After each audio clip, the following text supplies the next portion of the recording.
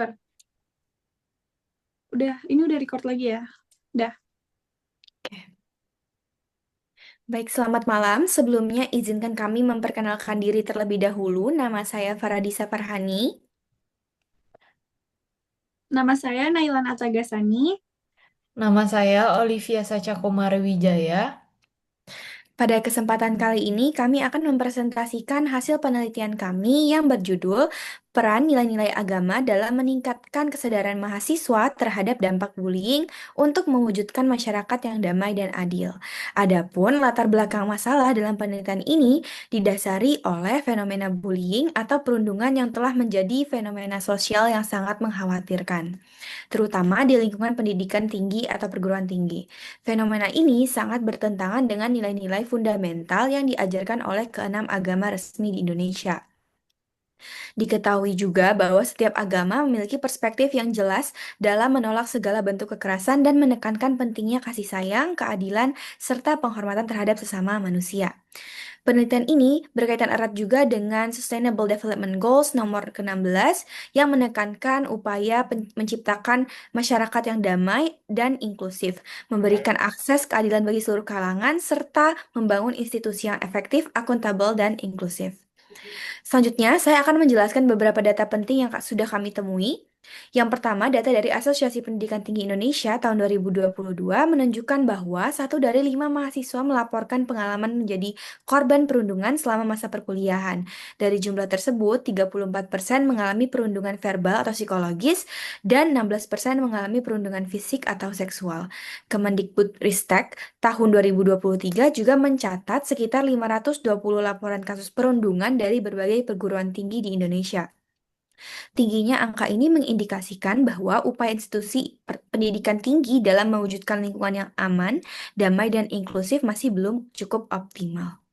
Selanjutnya, berdasarkan fenomena yang telah kami paparkan, penelitian ini berfokus pada 4 rumusan masalah utama. Yang pertama, sejauh mana pemahaman mahasiswa mengenai fenomena bullying dan konsekuensinya di lingkungan perguruan tinggi.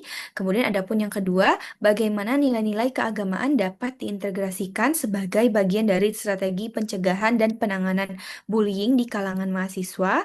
Kemudian yang ketiga, strategi seperti apa yang dapat diterapkan secara efektif untuk meningkatkan pemahaman mahasiswa tentang dampak bullying melalui pendekatan berbasis nilai-nilai keagamaan.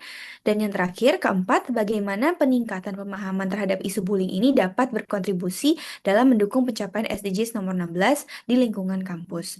Kemudian ada pun juga tujuan dari penelitian ini adalah untuk meningkatkan kesadaran mahasiswa terhadap dampak bullying melalui penguatan nilai-nilai agama untuk mendukung terciptanya lingkungan kampus yang damai, adil, dan inklusif sesuai dengan tujuan SDGs nomor 16. Selanjutnya, kajian teori dan metode penelitian akan dijelaskan oleh Nailan. Kepada Nailan, silakan. Baik, terima kasih Disa. Jadi, inti dari kajian teori ini adalah bahwa nilai-nilai agama memiliki peran yang sangat penting dan ganda dalam menangani masalah bullying, baik sebagai pencegah maupun sebagai penolong bagi korban. Nah, untuk sebagai pencegah, ada 3 peran utama, yaitu kontrol internal. Semakin kuat tingkat religiulitas dan spiritualitas seseorang, maka semakin rendah kemungkinan mereka untuk melakukan bullying, terutama cyberbullying yang kita temukan dalam penelitian Hidayat. Agama berfungsi sebagai kendali diri, yaitu kontrol internal yang membuat seseorang enggan melakukan tindakan menyimpang. Yang kedua, ada pembentukan moral. Pendidikan agama harus menanamkan nilai-nilai positif seperti kasih sayang, keadilan, dan toleransi sejak dini. Hal ini tidak hanya sebatas pengetahuan, tapi juga pembiasaan sikap yang menumbuhkan empati. Yang ketiga, yaitu pentingnya peran guru dan lingkungan dalam menangani masalah bullying. Guru agama berperan besar dalam menciptakan lingkungan sekolah yang aman, yaitu anti-bullying melalui penyampaian norma agama dan tindakan nyata di sekolah. Ya, selanjutnya ada sebagai penopang korban, yaitu restoratif. Sebagai korban bullying, religiulitas berfungsi sebagai mekanisme coping atau cara untuk menghadapi tekanan. Agama memberikan rasa damai, makna hidup, dan kekuatan spiritual untuk mengatasi trauma dan emosi negatif akibat perundungan. Lalu yang terakhir dari inti kajian teori utamanya itu adanya faktor pendukung pencegahan bullying harus dilakukan secara menyeluruh, yaitu multidimensi, melibatkan sinergi antara nilai agama, dukungan kuat dari keluarga, dan penggunaan sosial media yang bijak. Kesimpulannya itu, integritas nilai agama dalam pendidikan, dukungan keluarga, dan komitmen semua pihak adalah kunci utama untuk menciptakan lingkungan yang damai, adil, serta mengurangi perilaku bullying. Selanjutnya, untuk metode penelitian yang kami lakukan, yaitu pendekatannya itu kami melalui metode kualitatif, di mana tujuannya itu untuk membuat kesimpulan umum, bukan untuk membuat kesimpulan umum, melainkan untuk mendapatkan pemahaman yang sangat mendalam tentang topik tersebut yang kami ambil dari pengalaman dan pandangan narasumber secara langsung. Datanya kami menggunakan data primer, yaitu informasi yang didapat langsung dari responden dengan teknik pengumpulan data melalui wawancara yang dilakukan pada tanggal 8 November 2025. Nah, untuk respondennya itu kami mengambil 5 mahasiswi dari kampus yang berbeda, 3-nya dari Universitas Universitas Pertamina, dan 2-nya lagi dari Universitas di Surabaya. Dengan latar belakang agama yang berbeda-berbeda. Selanjutnya, untuk fokus topiknya itu, topik utama dipilih berdasarkan SDGs nomor 16, yaitu perdamaian dan keadilan, dengan tujuannya itu untuk mendorong kesadaran mahasiswa tentang dampak negatif bullying dan bagaimana nilai agama dapat berkontribusi pada masyarakat yang damai. Selanjutnya, ada hasil dan pembahasan yang akan dijelaskan oleh Olivia. Baik, terima kasih Nailan.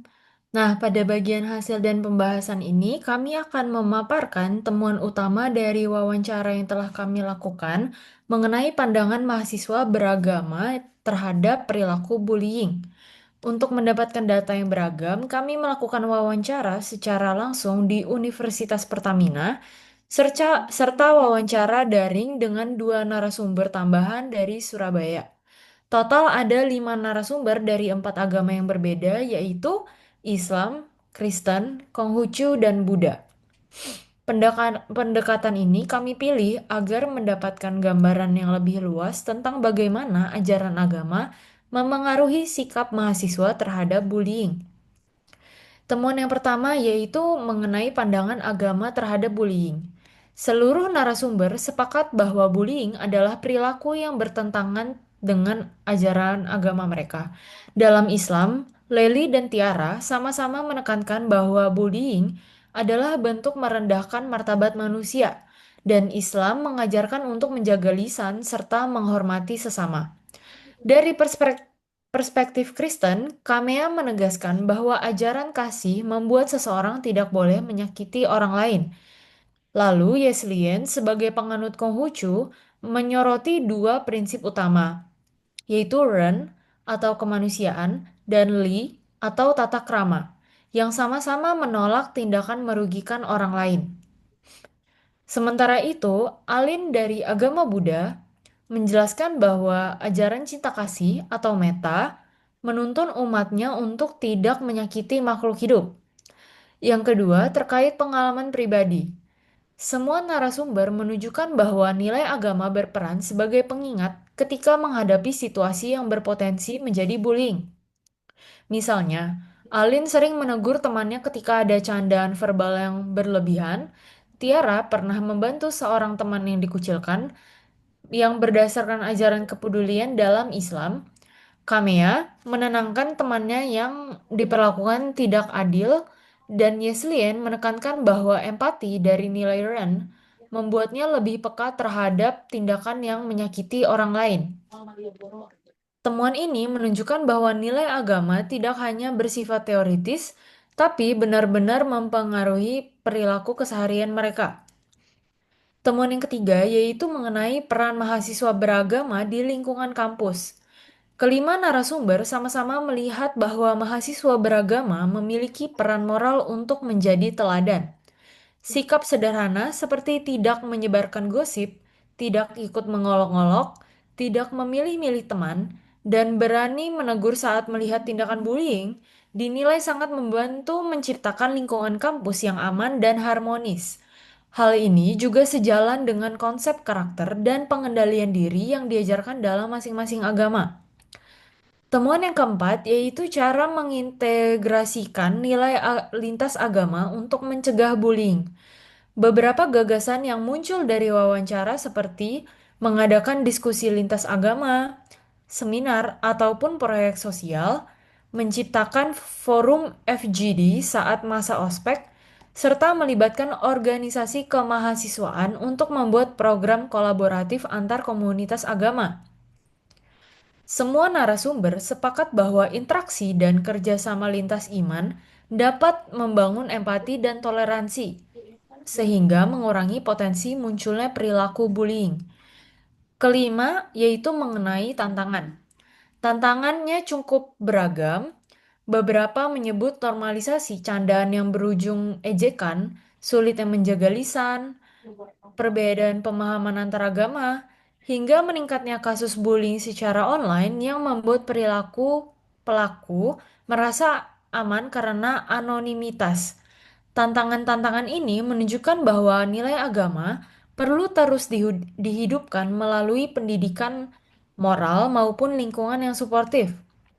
Secara keseluruhan, hasil wawancara kami konsisten dengan teori pada latar belakang dan review literatur. Semua agama menolak kekerasan dan menjunjung nilai kemanusiaan. Temuan kami juga mendukung literatur yang menyatakan bahwa religiusitas dapat menjadi kontrol internal untuk mencegah perilaku agresif. Selain itu, kerjasama lintas agama dinilai sangat relevan dalam membangun lingkungan kampus yang damai, inklusif, dan selaras dengan tujuan SDGs ke-16. Dari temuan ini dapat disimpulkan bahwa nilai-nilai agama, meskipun berbeda-beda, justru saling melengkapi dan dapat menjadi fondasi penting untuk membangun budaya anti-bullying di lingkungan kampus. Baik, sekian dari kelompok kami mengenai pandangan agama terhadap bullying. Mohon maaf jika ada salah kata-kata. Selamat malam, terima kasih.